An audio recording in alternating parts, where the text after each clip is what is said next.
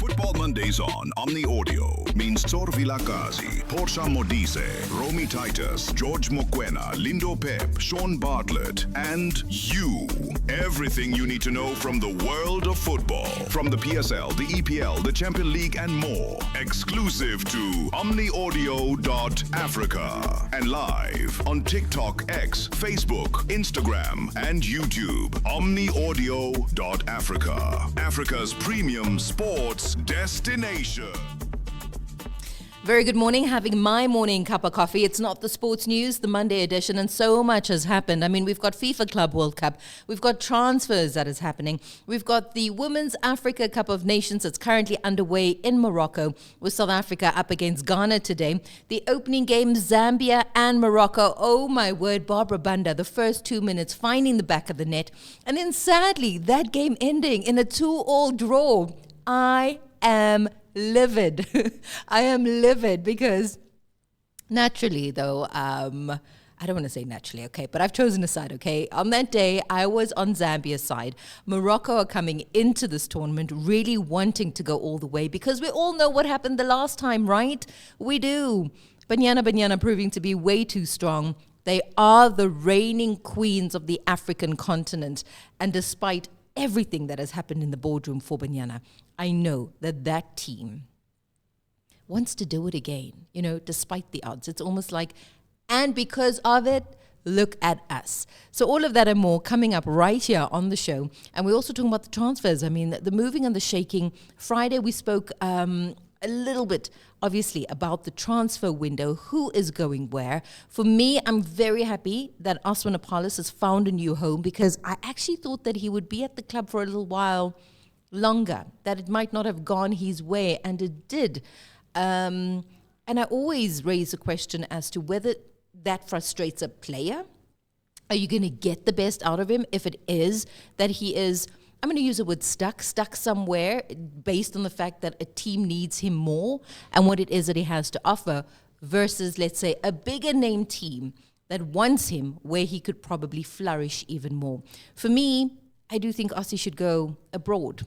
I also think Ikram Reyners should not be at home right now, maxing and relaxing. He should be abroad.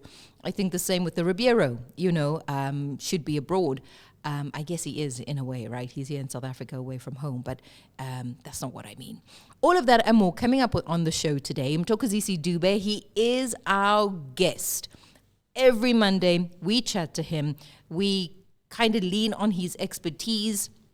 And also when he has a hunch, he has one, because he also said that's not going to be the coach of Pirates, and then it was. And so that's why we lean in on his thought leadership as to what is happening both locally as well as internationally, as well as on the African continent, because there's tons happening. Like I said, in the North African country, it is just a swell of women's football.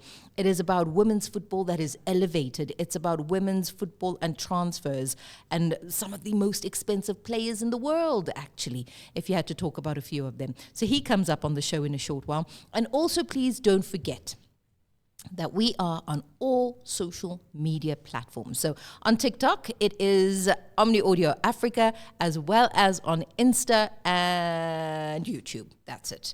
And then on Facebook, it's Omni Audio. So go ahead, listen to us. Also, we will put all the interviews there a little later for you to go back, listen to, unpack. And we're interactive. So if it is that you want to pose a question or you have something to say, hey, if you want to raise a topic and be like, hey, could we discuss this with them too, or any of our other guests, please, you be my guest and let us know. So in a short while, we get him to on the line and then we chat to him about those transfers, Club World Cup. We talk to him about WAFCON and we talk to him about, let's say, the most interesting signing in his books. Who is it? That is what's coming up on the show today. Far post. Mto, how was your weekend? Good morning, Romy. My weekend was good. A lot of activity in the transfer market, So, I mean, it's the most exciting time of our lives as journalists, as football journalists. Yeah, no, it is. It is exciting time. You're sounding a bit sick, Mto. Are you okay? Or has the winter flu gotten to you? Yeah, the winter flu. I mean, I've been battling a bit with flu for the last couple of days, but the the transfer window waits for no one. Whether you're sick or not, you're sounding like Barry White, but it's okay. I mean, as you said, you so rightfully said, and I love it. It's what journalists live for, and we do. You know, we're these news hounds, just waiting for the next story to break. What would you say if you go through the list of signings for you? What has been the most interesting? Interesting signing for me would be Oswin Appollis to Orlando Pirates. And that's because we know for the longest time Kaizer Chiefs wanted him. But it looked like Polokwane City were not willing to sell. But Pirates, you know, pulled it off. They've got the boy at, he's now at Buccaneers. It's been the most interesting signing so far. Why? You know, for me, it's always the why. The why, not the Chiefs, and why a Pirates, when I actually think, knowing Oswin a little bit better than most, that he would fit better in at Kaizer Chiefs, in my opinion. Absolutely. I mean, I've spoken to him before, and he's said to me, look, I want to play for Kaizer Chiefs. I've spoken to the Kaizer Chiefs coach before. He's made it clear that this is a player that I really, really, really want. And the fact that Chiefs is linked with Asanele Velebai from Cape Town Spurs, who plays the same position, but you know, more or less the same age as Oswin, but Oswin is more experienced. You know, he's a full international. So, look, I would have thought he would go to Kaizer Chiefs, but we do know that Polokwane City refused to sell him to Kaizer Chiefs. There was an offer even in January of close to 10 million rands, but they wouldn't sell. I mean, it came to a point where the chairman of Chiefs reached out to the chairman of Polokwane City, but still, that was not enough. So the interesting thing is how Pirates got the deal done, you know, when these guys were so clear that this boy was not for sale, you know. So yeah, I guess it answers your why question. It does and it doesn't, right? Because we can go even further, Mto, and we can take a look at it and say, here's Oswin, who, as a footballer, has a right as to where he plays. Because at the end of the day, who's playing? It's not the chairman who are playing. It's the player who's playing. And so for me, it's almost like, what if Oswin said, no, I'm not going? I mean, okay, I'm just saying in an ideal world, right? Because we know it's not quite like that. But for me, it's almost like you've taken away the right of the player to, I'm really just playing devil's advocate. You've taken away the right of the player to say where he wants to go. And chairmen have, or even agents have the authority to decide where a player goes. Because very seldomly do we hear the voice of the player. I mean, it's supposed to be through the agent, but I mean, that's also dubious sometimes. But for me, it's almost like a player is voiceless. And at the end of the day, we never hear from them. We just like, oh, chairman, money exchange, this amount of money, kapow, the player's now at a new club. And I always feel like, and then the player's voice, the player's opinion, we never hear that side, Mto. Look, I think as a footballer, when you sign a contract and say, I'm joining Polokwane City for 4 years, you literally hand over your rights, you know. There's certain things that you won't be able to choose. The club has control over how much they want for you. They have control over who they engage for your services. I mean, we do know that Polokwane City were literally ignoring. I mean, they got emails, they got calls. I mean, it's the player is theirs, so they decide. Sometimes, if they are nice enough, they would engage you and say, "Hey, listen, we've got an offer from this one and that one. Where do you go?" Then, but if the money is not right, I've heard this so many times where a club says, "If the offer is right, you know, right for who? For them, you know, how much is coming to them." So yeah, look, I think when you sign a contract, you sort of give away, you know, those rights to a certain extent. Your rights and your voice. Oh, for me, that doesn't sit very well. Absolutely. But it makes perfect sense. I mean, and we still don't hear from the players, right? Even when it is that they make it into a new club, like a signing now. I mean, a sit-down would be great. But another one really is Seipho Boule. I'm concerned merely because if I think of Seipho Boule, I go all the way back to a SuperSport United, right? Yeah. I even go back to the late Luke Fleurs and the friendship that these two had. And again, Pirates operates, it vibrates at a different frequency than most clubs, right? In terms of conduct, in terms of courtesy, in terms of everything is a secret there.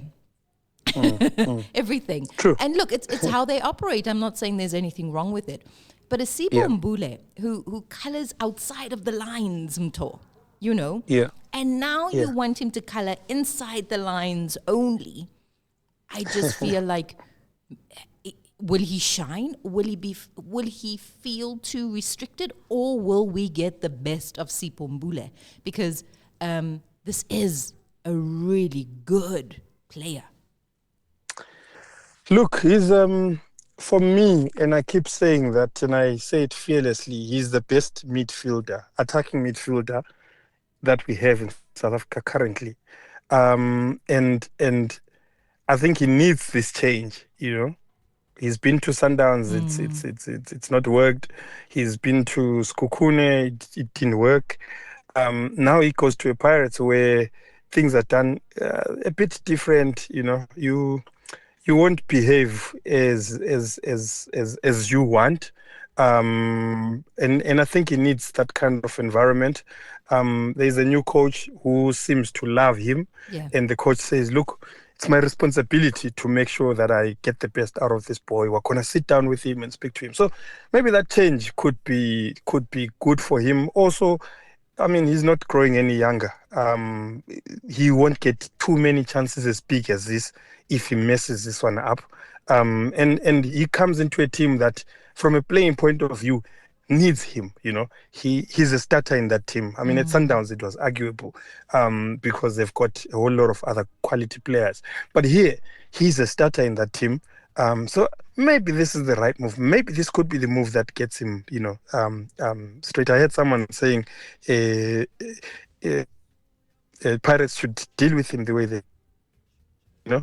And someone was also saying maybe they should get Jabu Pule to sit down with him and have a conversation with him. So maybe this could be the club that gets him on the right track. I hope so. I mean, perhaps, like you said, it is a discipline that he needs for us to be able to see the best of Seipho Boule, knowing, as you said, just the talent that he is. Betway Premiership, I mean, it's really just the transfers at the moment, Mto, that is happening. Like you said, it's very, very quiet over at Kluwerkop. Like, since they've gotten back, I'm just like, guys, what's cooking? Like, there's no news that's dropping. Hello, what's happening? Is there anything happening? It's been very quiet, like you say. I've been trying to find out, but really, really quiet. We've just seen exits. I think now they've announced 7 players have exited. We expect to see a couple more exits. So from an incomings point of view, probably we'll start seeing, towards the end of the month, because definitely Sundowns will sign players. But they always seem to be very heavily loaded, right? For me, it's like a Sundowns usually. And again, like, please don't shoot me. It really is just what happens in my head when I try and make sense of everything.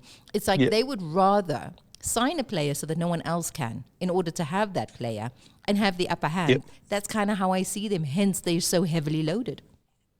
Yeah, I mean, and they've just come back from the FIFA Club World Cup loaded financially, even more, you know. So they can afford to sign they can afford to sign a Fawaz Basadin, you know, despite the fact that they have 4 international left backs, you know. Divine Lunga plays for the Zimbabwe national team. Aubrey Modiba is a Bafana international. Tiwani is the under-23 captain. Teres Mashego is a national team player.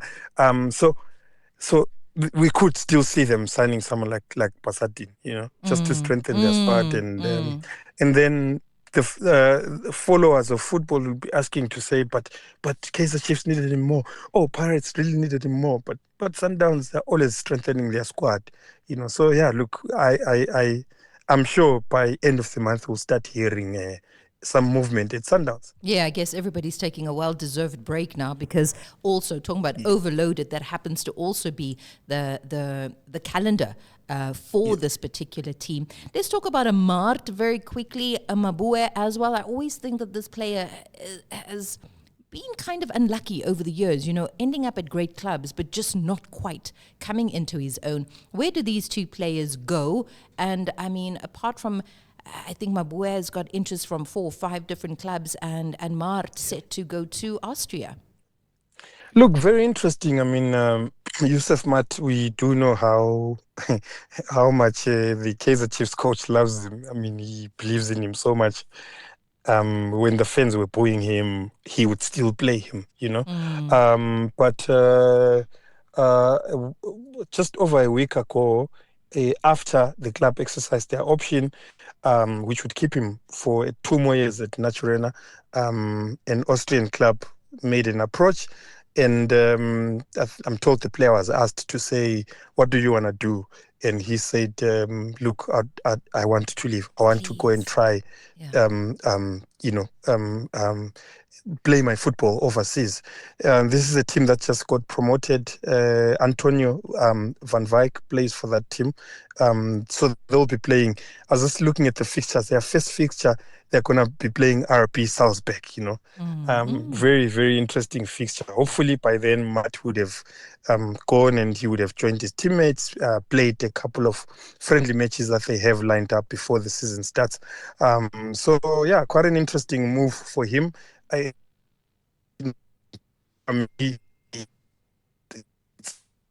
It's a good move for him, and I think he's going to do well. He's a good player. He's hard worker, and then on the other hand, Lebo, he's obviously an incredible player. You look at his statistics at Sundowns. He's scored 20 goals. He's assisted 23 times. He's played literally, you know. He's played on the wings. He's played as an attacking midfielder. He's played even as a false 9. You know, so the interest in him makes a lot of sense because of the kind of player he is. Kaizer Chiefs have looked at him. Now that Matt has gone, he could be a player that they could bring in to replace him. I'm told Pirates.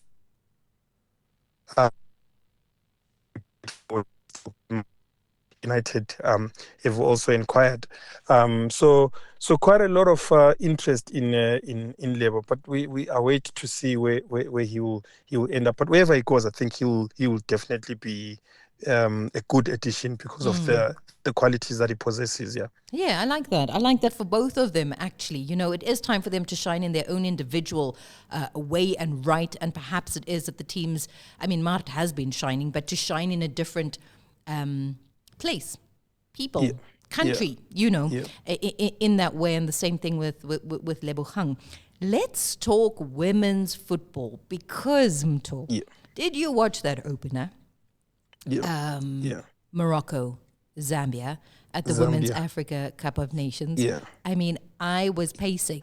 Barbara Banda is phenomenal. I mean, in the first 2 minutes, right, she gets Zambia in the lead.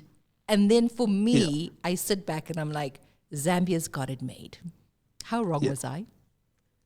I think it's a good advert for women's football.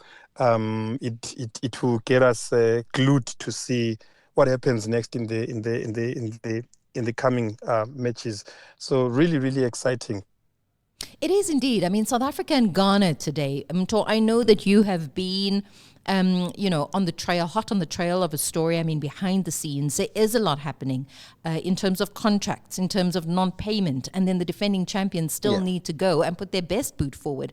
I find it a little unfair, but it is the nature of the beast.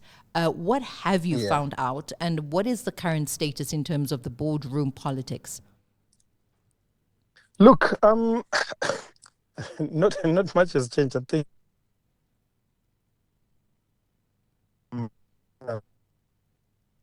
the outstanding monies would be paid by the 15th of July. So we obviously would be following to see if SAFA do honor their word. So, but that's the first tranche of money that SAFA have to pay to the team. But yeah, I think our connection is terrible again. You were saying outstanding, like 15th of July, first batch of payments need to be made. You were saying after that? Yeah. Then I was saying that I think we'll follow up to see that SAFA fulfills its word and pays this money, because I think it's important for the morale of the team. But I mean, the morale of the team is already a down, wouldn't you say? How do you go into a game against Ghana tonight already on the back foot? I mean, what is the motivator here? You know, what is the motivator when already you just go into this game with a bit of a downer? You know, that's kind of how I feel. Yeah, look, and I think it's always been the case. You remember, there were issues just before the World Cup, and they went there and they performed against the odds. It's not fair, you know. But look, you can tell. I mean, listening to Refilo speaking, saying that they want to win this game to set the tone, you know, for the rest of the. Okay, there are issues, but let's get the job done. Let's set the tone, and make sure that we go all the way and defend this trophy. So yeah, look, really unfair. But one hopes that they go all the way and they show what they are capable of. If you take a look at women's football, right, on the African continent, how would you rate it, Mto? I mean, we're seeing a WAFCON, we're seeing high-quality football come into the fold. We see women who play across the world in different leagues, you know, come back, play for their country. And is it an elevation of women's football? Do you personally, as a man, you know, who loves men's football, and that's sort of like your bread and butter, when you look at it, do you see an elevation in terms of standard, in terms of it becoming better, in terms of professionalization of the women's game on the continent? Because right here in South Africa, it's not. What do you see through your lens? Look, for me, I think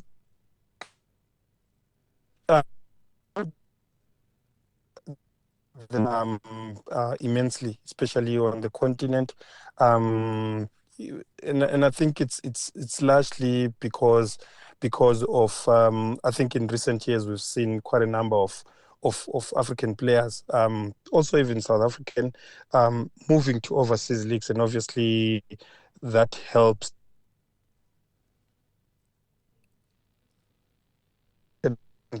You know, they sort of display quality, and you know, the game does improve. But the biggest challenge that I feel we have is that the game is not developing as quick as we would want, when it comes to the countries in terms of domestic leagues. You know, if you look at domestic leagues across the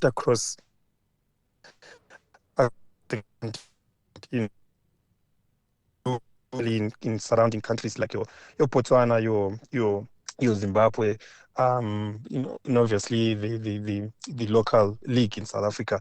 So the biggest challenge is that we still don't have a lot of you know, companies that come into the game to say, look, let's sponsor. Yeah. Because you know, the game needs to turn professional. You know, these girls need to be able to focus on just football and nothing else. You know, so but as things stand, I think in a lot of African countries, I think that's still the challenge.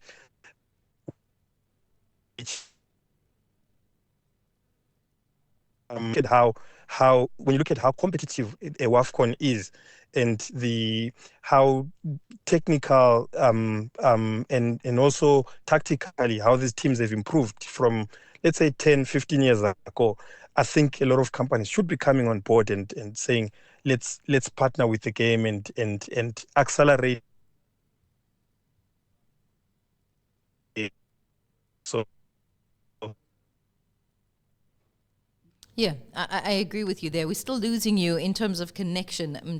But as we round up, though, tonight, despite everything, how do you think South Africa will fare up against Ghana? I know that the coaches, they've had their match day -1 press conference yesterday. Who's going to be in the sticks? Are we going to see an Andile? Are we going to see a Kalen? It's usually between these two. Kalen also getting very harsh feedback at the end of a FIFA World Cup, rather. Andile is there. And I guess the regulars are there. It's a Jermaine Seipho who's there as well. Alinda Motlalo is there. She's got, I would say, the spine of the team, but it is also about blooding in those new players. There are a few unfamiliar names, would you say? I just want to know, how do you think against Ghana? When they want to win, how will they start? Look, I think it's gonna be a very interesting game. I mean, Ghana. I think since they last reached a final in 2006, I think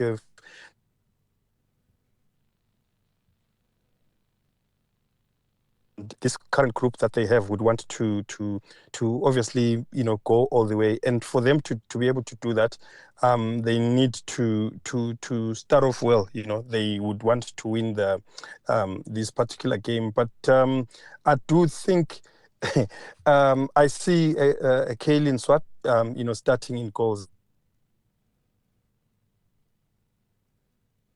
Coach in her abilities, and I think you've mentioned I think Jermaine obviously will play a big role leading a fairly young team, and then I do think now is the time for someone like Notolo Tesane to step up. The Ramalepes, I think they so yeah, but if you were to put a gun on my head to make a prediction, I'd predict a 1-0 win for Banyana. Yay! Scored by Hilda Magaya, right? Mto, thank you so much. Yeah, or Jermaine. Very true. Mto, thank you. Always a pleasure chatting. Get well soon.